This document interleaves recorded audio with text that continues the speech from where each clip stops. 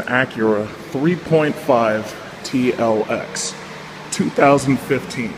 Now, as you've seen, I've made numerous videos of the TL that we had, and I'm going to probably post a little video of that next to it.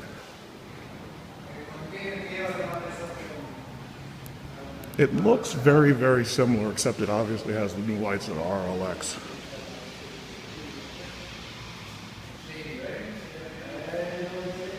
So a lot of the RLX cues.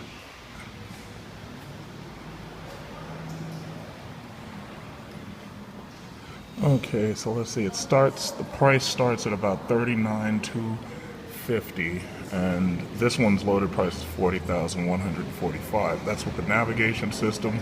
Well, basically, it's with the tech package and with the standard features, power moonroof, etc. $41,000 basically. That car in white, 2015 TLX in white. 3.5 liter, $40,145. The tech package is included, obviously, Acura navigation system, blah, blah, blah. Let's see. I wonder about the heated and cooled seats. I wonder if they got all that stuff in there. I'll be finding that out in a minute. Good looking car. It doesn't really look that bizarrely different from the TL, except the bumper design. It's a good looking car. It's okay. Hopefully there's, good interior space and whatever, because I was so impressed with the C-Class this year, the new C-Class. I was so impressed with that until if I had to buy a car in this range, I'd buy the C-Class instead. But let's see what this looks like.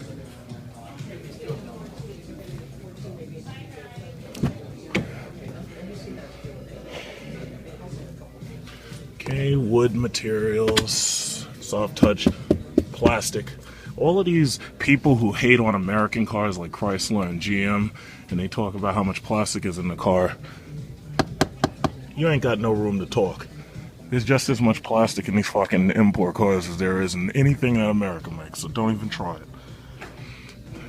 The wood interior kind of looks a little less of what you'd get out of Lexus, but overall, that dual panel navigation screen, I've never been impressed with two. I think it doesn't make sense to have two, honestly. This one has a single panel moonroof. I don't know if a dual panel moonroof is optional. I'll be finding that out, obviously. But so far, you're looking at $41,000 for what looks like, for basically what looks like an upgraded TL. That's the seat space with the brown leather. This is, I guess, people who are sitting in it who are about 6 feet tall or shorter.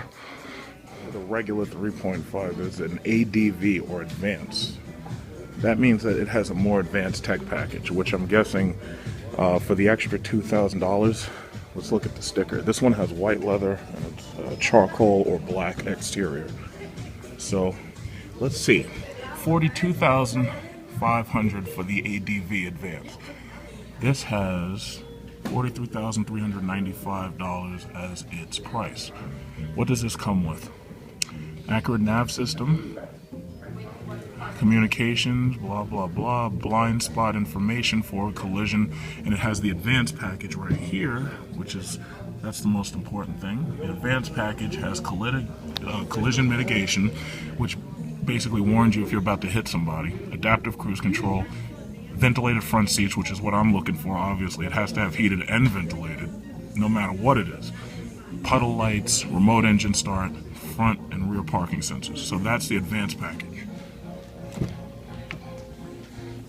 Once again, same interior, different color. Same interior, different color. So that's a graphite with a gray interior. Looks pretty plain, actually. No panoramic moonroof. It doesn't appear that this car is any bigger than the already in existence TL. It really does not appear that it is. Now, I'd have to check the official stats, but from the exterior, it really doesn't appear to me that this one is much bigger or smaller or taller or wider. So I'll have to sit in it, obviously, to feel what my body feels, because right away I can sense the space to see if it's grown any bigger, like if there's any more leg room, shoulder room, hip room, or headroom.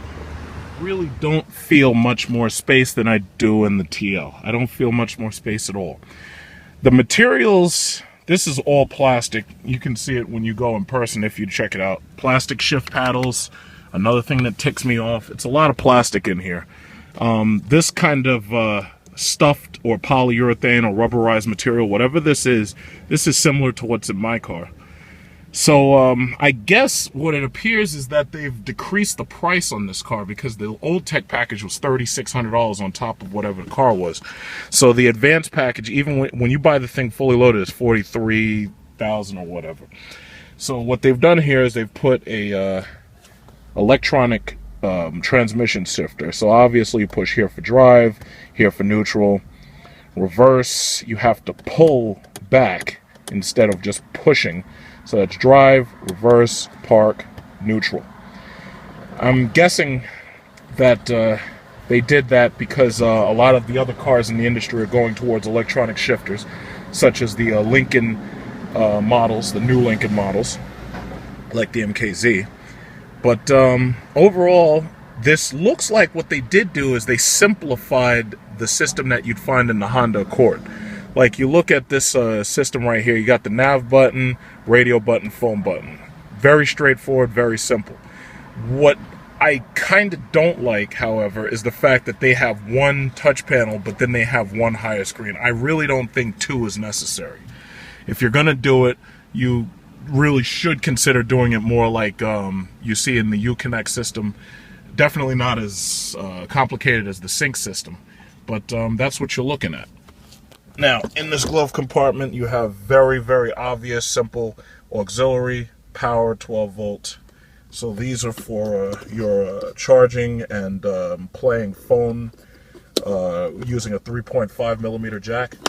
So far, it's very straightforward. These seats, I don't really feel much support out of these seats. As you look at these seats, they're not very thick. So it's not like you're getting like maximum cushion or anything. Obviously, it's nothing like an RLX. The seats in here are not they don't feel as good as, say, a Cadillac or, say, the Mercedes-Benz C-Class. The new Cadillac is going to win a lot of awards because even though the price is high, they're giving you a lot in that car. Right here, you have the parking lane assistance. You have the stability control. You push and hold it and whatnot to turn it off. Gas tank, trunk. So you don't see those things on this car's door. Very simple click left and right to set the left and right mirror. Very simple power switches, lock switches for the window. That's the lock, unlock, lock. 1 and 2, there's a 2-setting memory seat. The Mercedes-Benz C-Class has 3. You know, that's not really a big deal because you assume that a husband and a wife, possibly a child will be driving, well, not a child, a teenager or whatever, may drive the car. But if you figure 2 is enough because your husband gets 1 and you get 2. Other than that right there, I mean, the old TL, this looks in some ways like an improvement over the old TL. It definitely looks like an improvement. However, the materials really have not improved. It's about the same. And I'm looking at this mirror that has this rimless glass look. That's like what you find in the Cadillac CTS. You know, that's exactly like the one you find in the CTS. It's nice though. It's nice. If this is the kind of car that you're willing to pay $43,000 for with the advanced package, then have at it. I'm sure you're anxious to know, if you have the advanced package, what you get in addition to the regular tech package is interior lane avoidance lights, which are inside rather than outside on the mirror like they are on my car. In addition, those blank buttons that you didn't get, again, you have the lane, keeping, parking, that turns off the button that makes the sound for the parking system. This right here is collision avoidance off, and this right here is the StabiliTrak button. Just in case you were wondering, what does the advanced package net you that the other does not? As you'll also notice, instead of having that silly blank space right here, this is the the lane keeping assist setting, and this is also the park sensing button right here that allows you to change the settings for that. So other than that, right here, I'm not really seeing many things different. But what I can say first and foremost is that it seems that with the TL, they've probably attacked a lot of the criticisms that they got with the last generation TL. With this new TLX, they have made it so that everything's far more simple. Like, everything is much more simple. Like, everything I look at right away, I understand what I'm looking at. Meanwhile, in the TL, it can take you as much as 5 or 10 minutes just to figure out how to look for your odometer settings, which I think is just stupid. So other than that, if you've already experienced an RLX, then you already know exactly what to expect from this car right here in terms of feature layout, because it's pretty much the exact same stuff.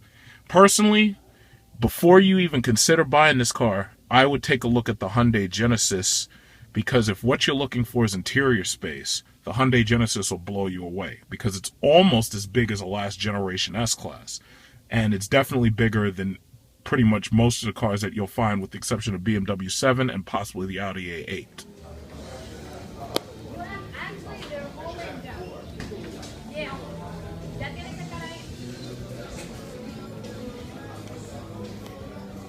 TLX rubberized floor mat and trays for your items. I think it's a little bit, I'm feeling it's a little bit more spacious.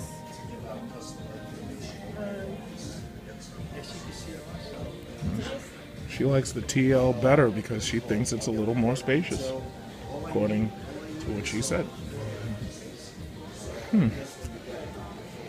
I'm gonna have to look up the official interior exterior dimensions, because I don't want anybody criticizing my video and say, oh yeah, well you're stupid because you don't know how big it is and it's got 59 inches headroom, blah blah blah.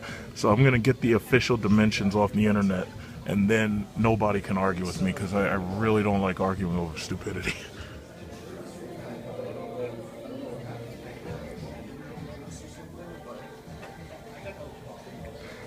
Yeah, so long as you have a short person up front, there's a lot of rear leg space, but really there isn't a lot of rear leg space if you were going to put 4 adults in it 6 feet tall.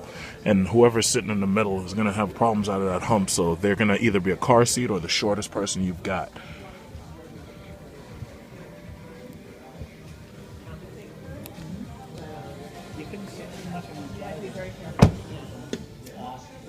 Capless filler.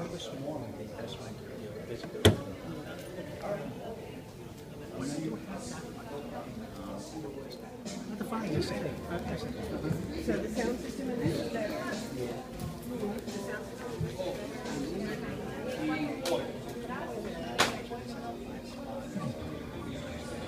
Okay, let me make this short, sweet, and to the point. I am not impressed with the Acura TLX at all. It's too small, especially compared to the last generation TL. And on top of being too small, even though they have smoothed out a lot of the interior components, and even though they have made it so that it's easier for older people to use and people who aren't tech savvy, I'm disappointed in it specifically because the seats suck. They have heating and ventilation, which is good, but only when you buy the advanced tech package at $43,000. Now, I'm driving away from Acura, Paragon Acura, whatever, and I'm not impressed with the car at all. I've been driving around for a little while. The engine's okay for this size of a car. It seems to be not as fast as the last TL, but overall, most people buying a car like this are only interested in fuel economy anyway. As for interior space and noise, it's accept price. Check out the Hyundai Genesis, or if you really don't mind spending $50,000, you better check out the Mercedes-Benz C-Class. There's absolutely nothing about the Acura TLX worth buying, period. Now, anybody who wants to say that there is and wants to argue, fantastic. But I'm telling you, there's nothing about this car there's really nothing about this car worth going crazy over. There's just nothing. The last generation TL, despite the fact it was slightly more expensive with a $36,000 tech package and didn't come with ventilated seats, is the better buy. Bottom line.